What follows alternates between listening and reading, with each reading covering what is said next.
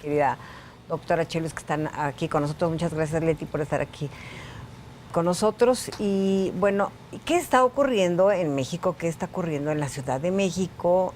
¿Y a dónde vamos con estas ciudades maravillosas que son nuestras ciudades?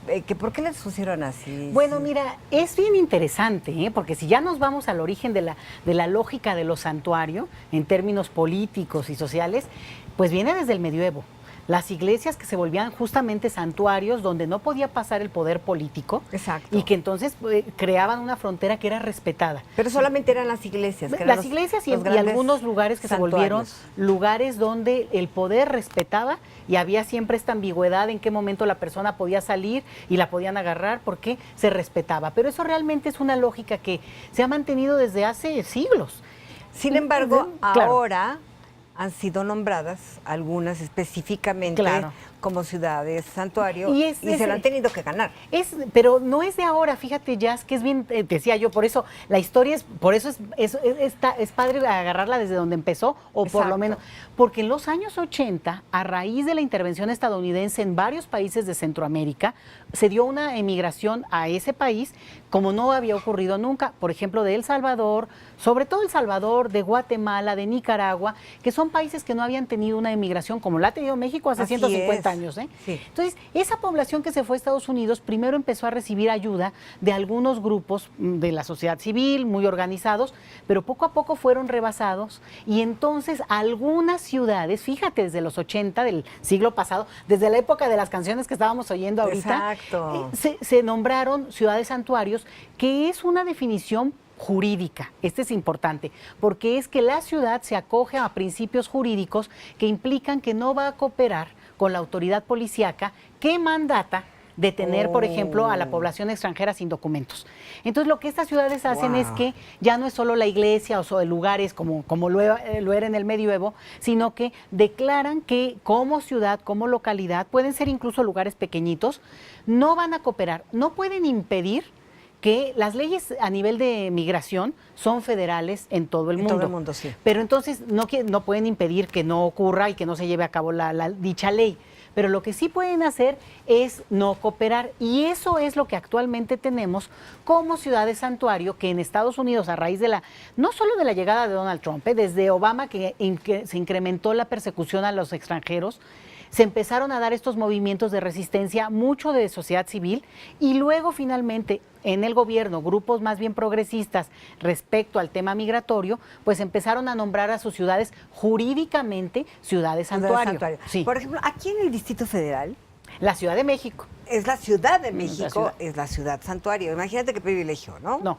Bueno, ese es el punto. Mira, la Ciudad de México, el 6 de abril del 2017, el año pasado. Así es. Vamos a cumplir ya un añito, se nombró jurídicamente y se aprobó y se publicó en la Gaceta el hecho de que la Ciudad de México se autonombra ciudad santuario y se acoge a estos principios jurídicos, pero al principio hubo un pequeño problemita, vamos a decir, porque estaba más pensada, y así está redactada la primera parte, para que sea, digamos, de buena vecindad, de una buena recepción para aquellos que regresan al país, que son mexicanos, que producto de la situación en Estados Unidos han regresado en casi 2 millones a nuestro país. Que migran, y claro. Un porcentaje importante llega a la Ciudad de México. Entonces, la Ciudad de México se declara santuario acogiendo a esa población, pero la ciudad santuario, jurídicamente hablando, realmente no distingue, sino recibe, y se supone que es un principio de hospitalidad,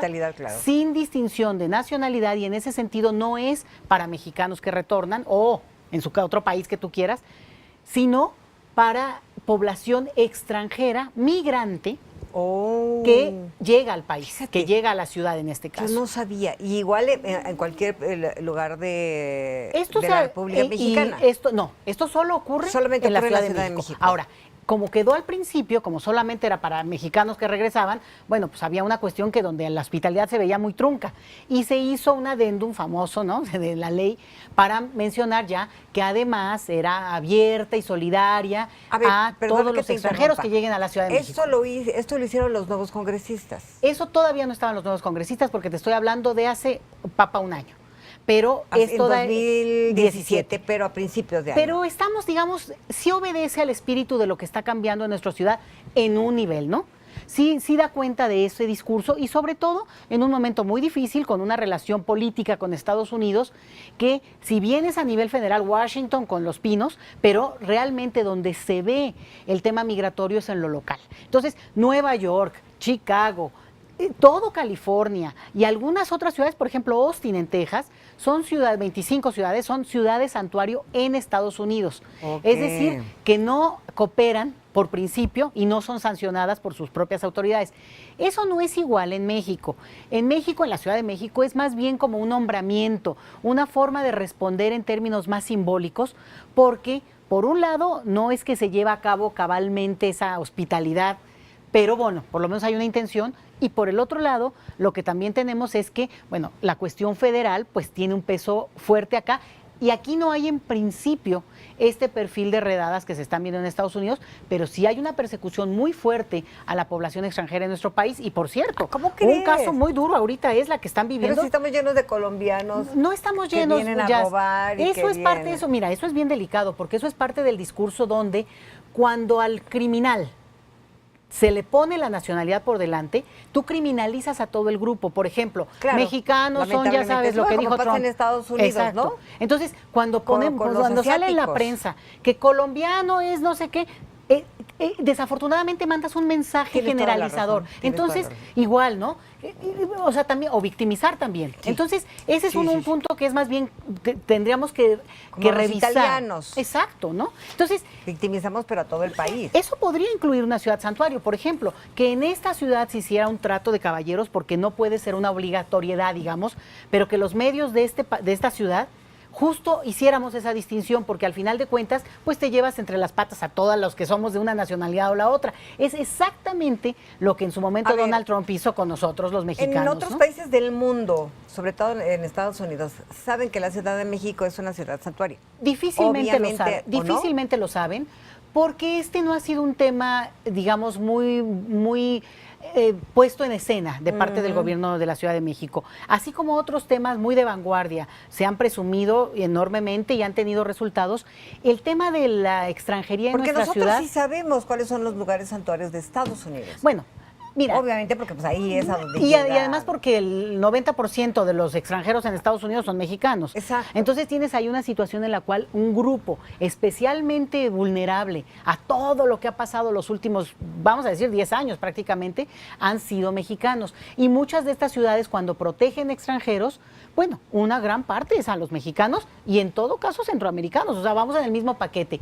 En Europa también hay ciudades santuario y tienen esta lógica donde mucho es por presión de la población. Mira, hay casos hermosos donde la población misma ha salido a detener a la autoridad para que no deporte a gente que, bueno, está viviendo ahí efectivamente sin papeles, pero al final son tan víctimas como el que finalmente tuvo que llegar porque huía de alguna situación. O que son hijos de... Exactamente. Que no tienen, obviamente tampoco tienen papeles, ¿no? Entonces, algunos sí. Lo que yo quiero mandar como mensaje con este tema, fíjate que lo importante es que México, de a poquito, y también decirlo, en México hay una población extranjera bajísima, de los países de más baja población extranjera en el planeta, pero por nuestra geografía, por la situación con Estados Unidos, por nuestra demografía también, Jazz, México avanza y camina hacia ser un país más multicultural, con una recepción mayor de extranjeros en los próximos años y por tanto sí tenemos que ir hablando y preparando este escenario de una manera realmente hospitalaria, no solo en el discurso, en la ley, digamos, que se oye linda, sino en la práctica porque ahí no tienes... ¿Y por qué crees que va a pasar esto? Te decía sobre todo, ¿de dónde? ¿De qué países? Sobre todo de América Latina. México es un país que recibe de población de América Latina. venezolanos sobre todo. Ahora con la crisis en Venezuela están llegando un grupo de venezolanos importante y ojo, los están deteniendo en el aeropuerto. México tiene un discurso, ahí el gobierno federal, vía el canciller Videgaray, contra el sistema en Venezuela, pero al final no permite la llegada de los venezolanos o la está obstaculizando de manera muy, muy dura para una población que a su vez está buscando una mejor oportunidad. Que ese es el tema de la migración. Bueno, está queriendo salir corriendo. Bueno, a tu país, entonces ¿no? tú tienes que tener una política donde si estás teniendo leyes y sobre todo, ¿sabes qué pasa, Jazz?